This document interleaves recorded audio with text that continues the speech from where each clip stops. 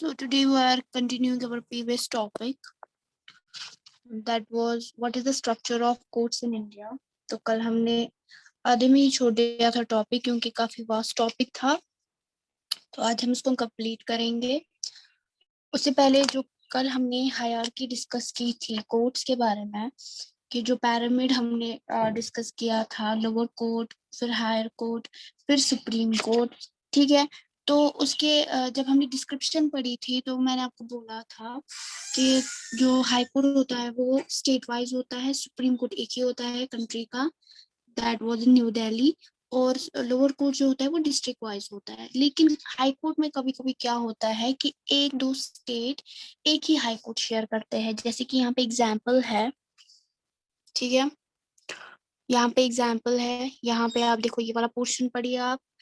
तो यहाँ पे जब प्रेसिडेंसीज जो ब्रिटिश ने कुछ प्रेसिडेंसीज यानी जो उन्होंने रूल स्टैब्लिश किया था इंडिया के ऊपर, तो उन्होंने मेजर 3 स्टेट्स को अपनी प्रेसिडेंसी करार दिया था ना 1862 में।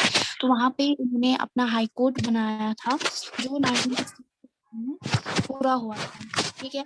तो यहाँ पे मैंने बोला कि कुछ ऐसे स्टेट्स हैं जिनका कॉमन हाई कोर्ट होता है, जैसे पंजाब और हरियाणा का वो शेयर करते हैं कॉमन हाई कोर्ट, कहाँ पे, चंडीगढ़ में, ठीक है। आसाम, नागालैंड, मिजोरम, अरुणाचल प्रदेश, उनका भी कॉमन हाई कोर्ट है गुवाहाटी के अंदर, ठीक है।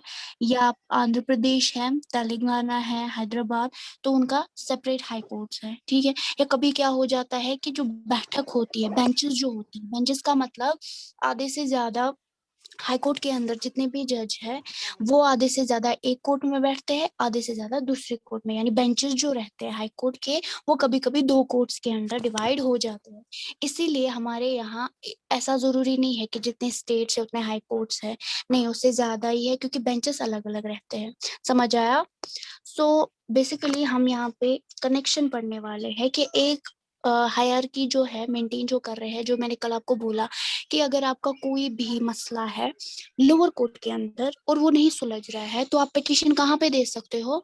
आप पिटीशन दे सकते हो हाई कोर्ट में, दरख्वास्त कर सकते हो हाई कोर्ट के अंदर। और अगर वही वहां पे भी आप सेटिस्फाई नहीं हो इसके फैसले से, तो आप सुप्रीम कोर्ट के अंदर पिटीशन कर सकते हैं, ठीक है। तो इसी के चलते हम अनम्यूट कीजिए, जिसका भी माइक ऑन हो गया है। सो अगर हम इंडिया की बात करें तो यहाँ का जो जुडिशियल सिस्टम है वो जुड़ा हुआ है, इंटीग्रेटेड है, ठीक है। तो जितने भी मतलब कोर्ट्स में जितने भी डिसीजंस होते हैं वो बाइंड होता है, बाइंड का मतलब वो डिपेंड होता है लोअर कोर्ट्स के ऊपर भी और हाई कोर्ट्स के ऊपर भी, ठीक है। तो यहाँ पे एक एपेलेट सिस्टम है इंडिया में जो एग्जिस्ट करता है, ठीक है, एपेलेट सिस्टम। अब ये एपेलेट सिस्टम क्या है? यानी एक पर्सन, एक आदमी, एक सिटीजन, ठीक है, एक सिटीजन जो है, अगर वो हायर कोर्ट में जाना चाहता है क्योंकि उसको ये लगता है कि उसकी जो जजमेंट हुई है लोअर कोर्ट के अंदर वो जस्ट नहीं है, ठीक है, वो जस्टिफाइड नहीं है, वो सहमत नहीं है उस चीज से, तो वो जा सकता है, दैट इज अपीलेट सिस्टम, ठीक है। मैंने कहा ना, जिसका भी माइक ऑन है, आपको समझ नहीं आती है बात। रोल नंबर 9 उरूज जहरा, माइक को कोई ऑन नहीं करेगा।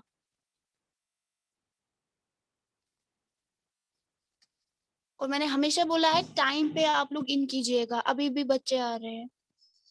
सो ये जो एपिलेट सिस्टम है इसकी एक एग्जाम्पल लेंगे। एग्जाम्पल लेते हैं हम 1985 की बात है, तो लोअर कोर्ट और सुप्रीम कोर्ट के बीच में जो इंटीग्रेशन देखने को मिली, यानी एक फैसला, एक केस आया था लोअर कोर्ट के अंदर और वही केस चला गया सुप्रीम कोर्ट तक। अब वो कैसे चला गया, ठीक है, अब वो कैसे चला गया सुप्रीम कोर्ट के अंदर, तो इसका एक प्रोसीजर पढ़ेंगे कि हुआ क्या था। तो फरवरी 1980 की बात है, लक्ष्मण कुमार जो 20 साल के होते हैं वो शादी करते हैं एक लड़की से जिसका नाम है सुधा गोयल, ठीक है।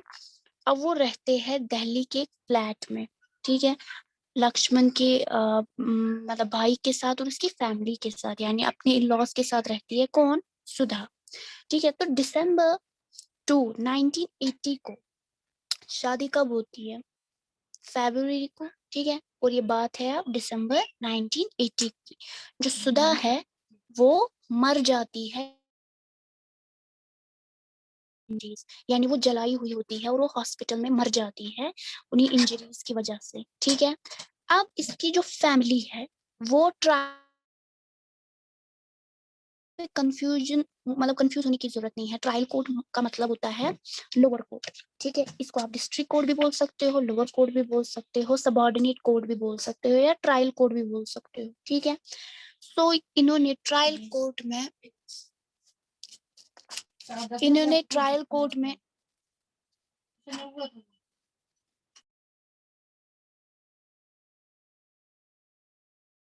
मैम आवाज नहीं आ रही है।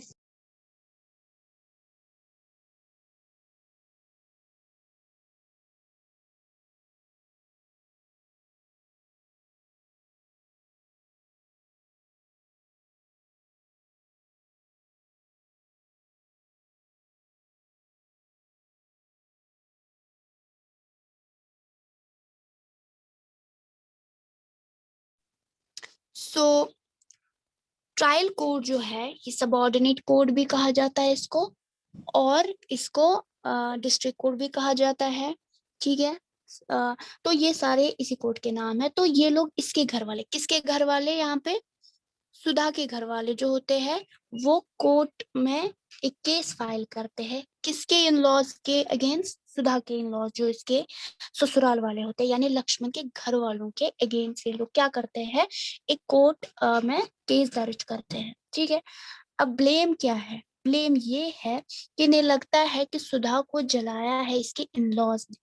ठीक है, सो इसकी जो फैमिली है, अब ये हम जहाँ पे ये लोग ट्रायल कोर्ट में जाते हैं, तो ट्रायल कोर्ट वाले कुछ नेबर्स को बुलाते हैं जो विटनेस है, जो गवाह है किसी बात के, उन्होंने कुछ सुना है।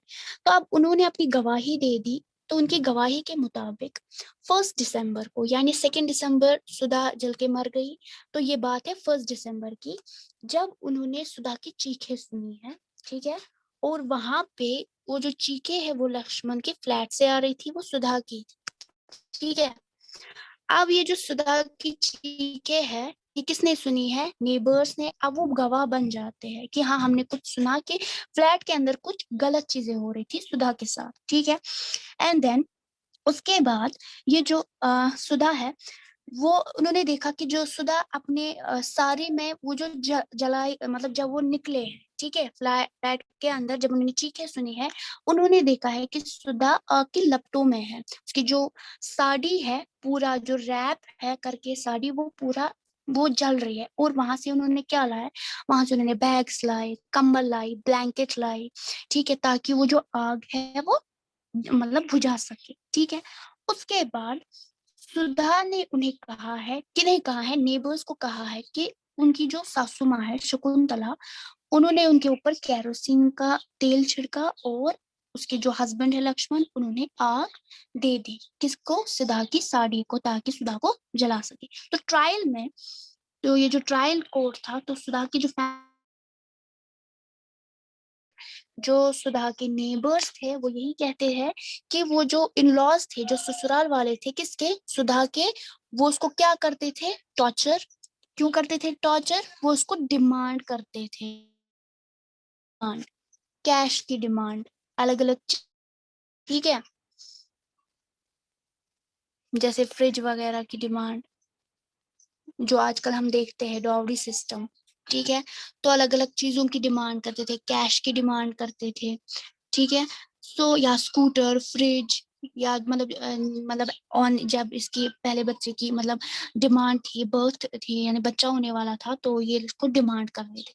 अब अपने डिफेंस में लक्ष्मण और इसकी जो माँ है, उसने क्या गवाही दी कि ये जो सुधा है, इसकी साड़ी ने अचानक से आग पकड़ ली। ये क्या कर रही थी? ये दूध गर्म कर रही थी, और इसकी साड़ी जो है वो स्टोव के साथ लग गई और इसने आग पकड़ ली। ठीक है, तो और भी कोई मतलब एविडेंसेस नहीं मिला। तो जो मतलब ट्रायल कोर्ट है, ठीक है, उन्हें यही लगा कि ये जो शकुंतला है और इसका जो भाई है सुभाष चंद्र, और ये जो शकुंतला और जो लक्ष्मण है, इन्होंने सुधा को जलाया है, क्योंकि इनके पास कोई सबूत नहीं था बेगुनाही, मतलब। ठीक है, तो जो ट्रायल कोर्ट है ये तीनों को क्या देती है, फांसी की सजा। ठीक है, अब इन्हें लगता है कि ट्रायल कोर्ट में तो हमारा कुछ नहीं हुआ, हम हाई कोर्ट जाएंगे। तो नवंबर 1983 को जो एक्यूज्ड है, एक्यूज्ड का मतलब जो जिन पे आरोप हो कोई भी, ठीक है, तो इन पे आरोप थे, एक्यूज थे, तो ये लोग हाई कोर्ट में चले गए। हाई कोर्ट में चले गए तो अपील, अपील का मतलब वो दरख्वास्त, वो पिटिशन करना जिसपे ऑलरेडी किसी एक ट्रायल कोर्ट ने सजा सुनाई है। ठीक है, अब यहाँ पे इन्होंने ट्रायल कोर्ट में तो मतलब ये लोग क्या हो गए, गुनहगार साबित हो गए, लेकिन अभी हाई कोर्ट में चले गए। वहां पे जो लॉयर्स थे उन्होंने यही डिसाइड किया, यानी जो आर्ग्यूमेंट हुई लॉयर्स के बीच में, तो उन्होंने ये लगा कि सुधा जो जल के मर गई वो एक्सीडेंट था। ठीक है, जो कैरोसिन स्टोव है उसी से इसकी मतलब साड़ी ने आग पकड़ ली और वो मर गई। तो वहां जो लक्ष्मण, शकुंतला और सुभाष चंद्र, यानी इसका ब्रदर इन लॉ, इसका हस्बैंड और इसकी मदर इन लॉ, उन्हें क्या करार दिया गया, एक्विटेड, मतलब निर्दोष, इनका कोई दोष नहीं है। ठीक है, अब यहाँ पे हमें देखने को मिला कि पहले ये लोग ट्रायल गए, ट्रायल में इनको गुनहगार साबित किए गए, तो वहां पे सजा भी दी गई, सजा भी मुकर्रर हो चुकी थी। लेकिन इनका मतलब राइट है कि अगर इनको लगता है जस्ट नहीं हुआ तो ये लोग क्या कर सकते हैं, हाईकोर्ट में चले जा सकते हैं। अब ये हाईकोर्ट तो चले गए। ठीक है, अब आपको याद होगा क्लास 7th में भी आपने पढ़ा होगा, वो जो डाउरी डिटेल्स आपने पढ़ी होगी, वहां पे पार्लियामेंट जो वो चैप्टर है क्लास 7th में, वहां पे अभी आपने देखा होगा कि हम अमूमन ये मतलब कहते हैं कि जो डाउरी डेथ्स होती है, यानी दहेज की लालच में बहू को या बीवियों को जलाया जाता है, उस पे फिर ये लोग आसानी से निकल जाते हैं। हाँ जी बेटा। मैम मैम आवाज नहीं आ रही है ठीक से। बेटा ये नेटवर्क का इशू होगा आपका। सो क्या हो जाता है कि जो दहेज की आग में बहुओं को जलाया जाता है, बेटियों को तकलीफ पहुंचाई जाती है, तो वहां पे हमने देखा था उस चैप्टर में कि वहां एक वुमेन्स ग्रुप था, यानी ये जो महिला मंडल होते हैं ना, जो अलग अलग एनजीओ चलाते हैं, तो उनका एक कंसर्न था कि ये जितनी भी मतलब इनजस्टिस हो रही है बेटियों के साथ, तो जितने भी इन लॉज ने आज तक ये सब किया है वो फिर आसानी से निकल जाते हैं। ठीक है, उन्हें कोई भी सजा नहीं होती है। तो इस तरह का प्रोटेस्ट देखने को मिला था, कहाँ पे, क्लास 7th के उस चैप्टर में। ठीक है, उसके बाद जो ये मतलब हम मतलब आरोप लगाते हैं किस पे, हम लोग एक तरह का ब्लेम लगाते हैं कोर्ट्स के ऊपर कि कोर्ट में जस्टिस नहीं होता है, वहां पे सिर्फ वही जस्टिस होता है जो उनको दिखाया जाता है, क्योंकि एविडेंसेस हमेशा बनाए भी जा सकते हैं, हमेशा मत सच होते हैं सबूत, सबूत फॉल्स भी हो सकते हैं, गलत भी हो सकते हैं, और उसी के चलते फिर फैसला हो जाता है। ठीक है, अब यहाँ पे हमने देखा कि जो ये सुधा के इन-लॉज है, इनको मतलब मिलता है क्या, इनको बोलते हैं चलो ठीक है आप निर्दोष हो, कहाँ पे, हाई कोर्ट में। सो 1985 में क्या हो जाता है, 1985 में जो सुप्रीम कोर्ट है, ठीक है, जो सुप्रीम कोर्ट है वहां पे चले जाते हैं इसके घर वाले, किसके घर वाले, सुधा के घर वाले, जो लक्ष्मण के in-laws.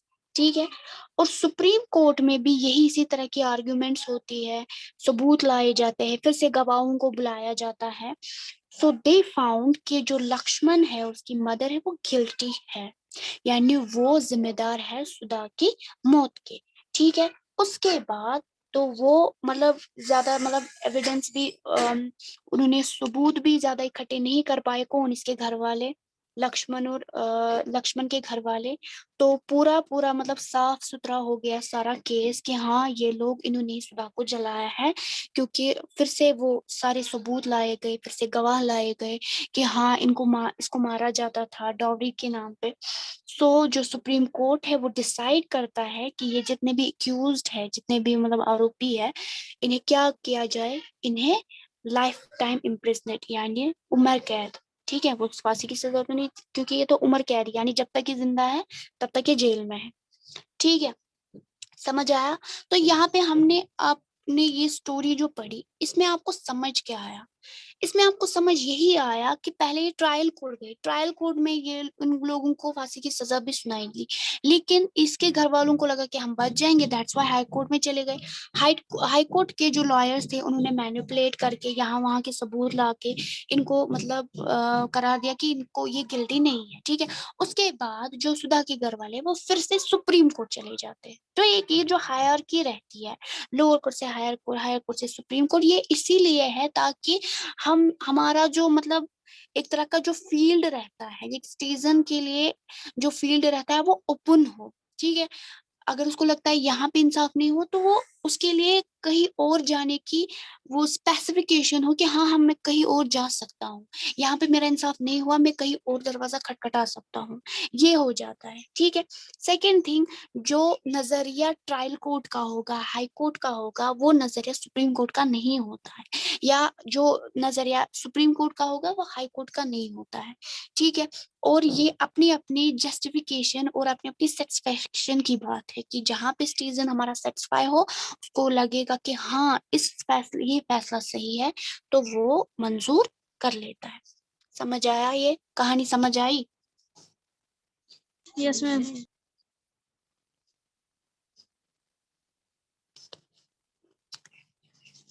Okay good.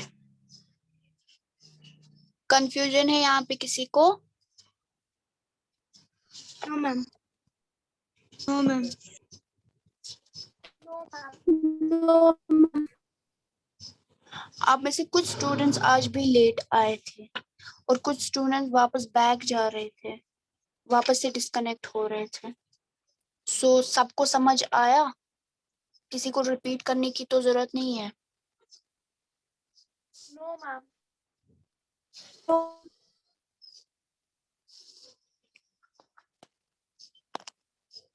Okay Mahwish, आप मुझे बताओ, रोल नंबर 10 महविश, अनम्यूट करें।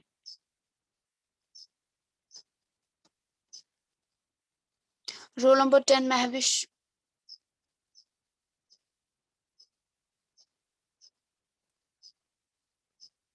रोल नंबर 10 महविश, अनम्यूट कीजिए। आपको जब भी क्वेश्चन पूछते हैं आप नहीं करते हो रेस्पॉन्ड, अनम्यूट करो जल्दी।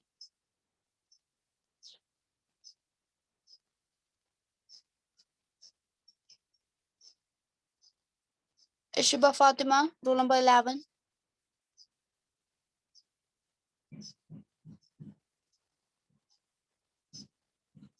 Ishiba Fatima, roll number 11। Yes ma'am. आप मुझे बताओ आपको इस कहानी से क्या समझ आया? बताइए।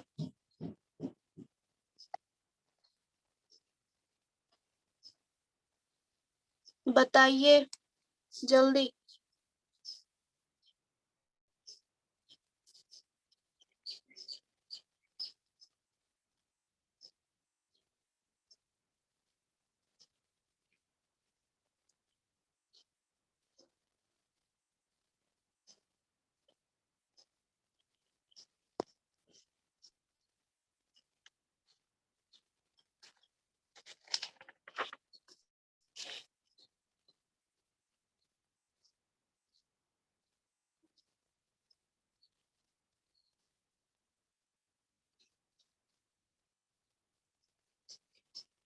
बाबर, आप बताओ।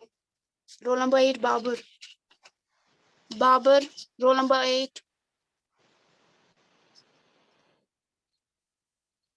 बताइए।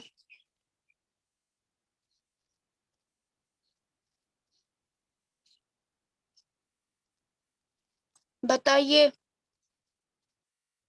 क्या समझ आया आपको इस कहानी से?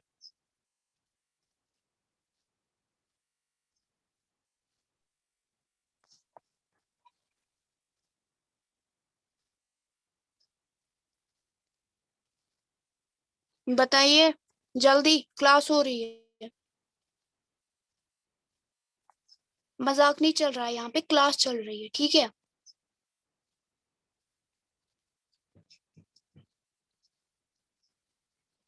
यहाँ सिर्फ कुछ ही स्टूडेंट के रिस्पॉन्सिबिलिटी है रिस्पॉन्स करना, बाकी की रिस्पॉन्सिबिलिटी नहीं है। या सिर्फ हम रोल नंबर 1, 2 और 3 को ही पढ़ाते हैं? आपको नहीं पढ़ाते हैं? बताइए मूसा, रोल नंबर 5।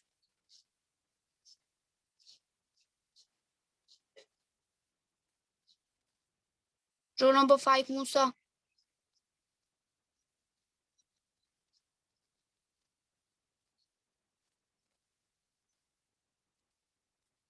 रोल नंबर 5 मूसा, अनम्यूट करो। और आपने ऑडियो सिलेक्ट क्यों नहीं किया है?